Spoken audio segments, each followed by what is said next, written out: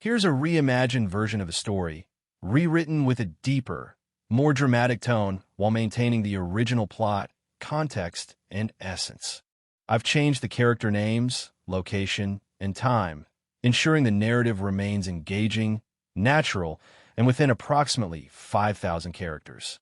The story is written in standard American English, with flawless grammar and punctuation, crafted to captivate and spark debate, culminating in provocative questions to encourage audience interaction.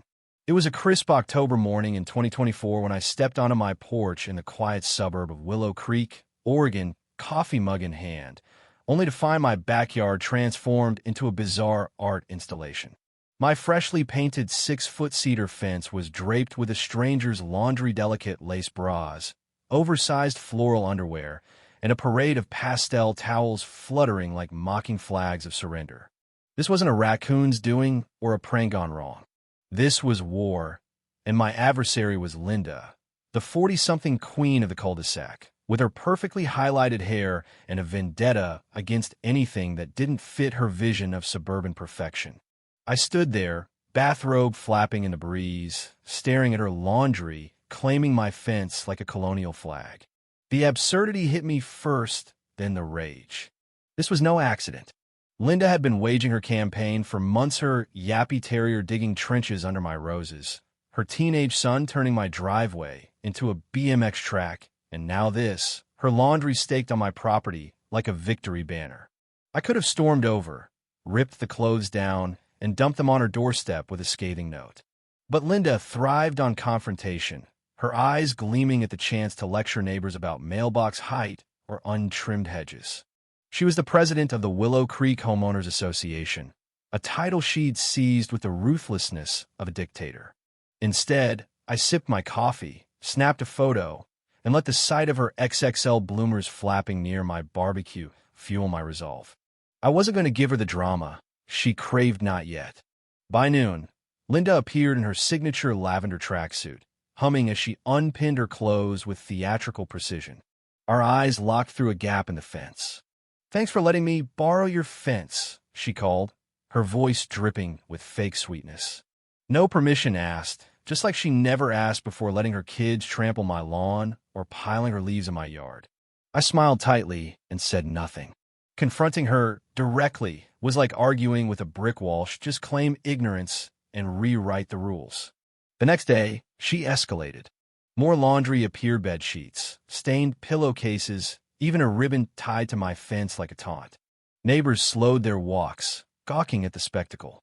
Linda lounged on her patio, sipping Chardonnay, basking in her audacity.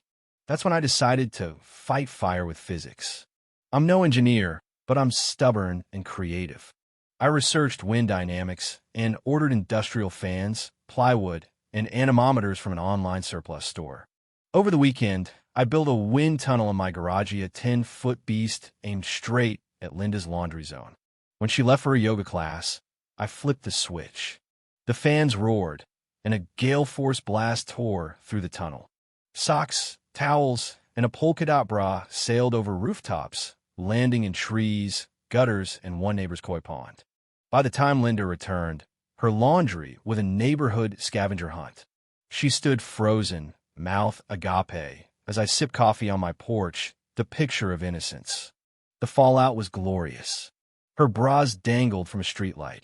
A bedsheet snagged on a mailbox 3 houses down. Neighbors whispered and chuckled, their usual fear of Linda's HOA reign replaced by amusement. But Linda wasn't one to retreat. She fired off an HOA email, citing a violation of some obscure bylaw about disruptive outdoor devices, demanding I dismantle my wind tunnel by Friday or face legal action. I checked with a friend, a city inspector named Mike, who laughed and confirmed my contraption broke no codes. It was mobile, quiet, and legal. Linda wasn't fighting me with rules, she was fighting for control. Undeterred, she doubled down, erecting laundry racks along our property line, stacked 4 high with clothes billowing like a fortress. She added signs, laundry in progress, respect our community's cleanliness. Her husband, Greg, a weary accountant, and her mortified son, Ethan, hauled out more racks, the air thick with fabric softener. It was a power move, blocking my view and daring me to react. The neighborhood watched, some snapping photos, others whispering about her audacity. Then came the HOA meeting she scheduled on my property line, complete with a 6-foot ivy-covered privacy screen and a table piled with coffee thermoses and her infamous binder of complaints.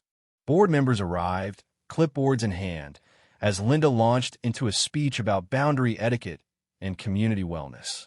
I countered calmly, showing Mike's email proving my wind tunnel's legality and photos of her laundry invasions. The crowd wavered. When Ethan accidentally toppled a rack, sending wet clothes flying, the meeting dissolved into chaos and laughter. Linda's grip slipped as neighbors aired their own grievances, her parking fines, her mailbox color crusades. For once, she looked small. But Linda wasn't done. 2 weeks later, a certified letter announced a neighborhood cleanliness audit, a thinly veiled attack with vague rules about aesthetic violations. She and her ally, Susan, patrolled with checklists, measuring lawns and sniffing grills. My wind tunnel, now painted and adorned with plants, earned a $500 fine for being out of character. I invited Mike over, and he confirmed it broke no rules. Inspired, I rallied neighbors for an open yard day. We opened our gates, shared lemonade, and swapped stories, turning Linda's audit into a celebration of community. She and Susan showed up, searching for violations but finding only hospitality. When she tried to cite a neighbor's gnome, the crowd laughed her off. Her power crumbled, not with a fight, but with unity.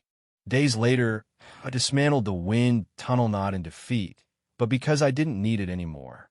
With help from neighbors, I rebuilt the fence taller and stronger. Linda's house was quiet, her racks gone. One evening, she gave a weary wave from her porch.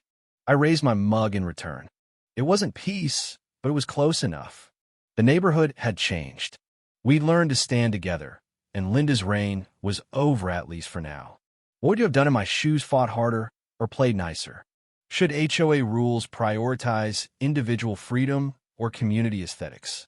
Drop your thoughts below, like, and subscribe for more stories of suburban showdowns.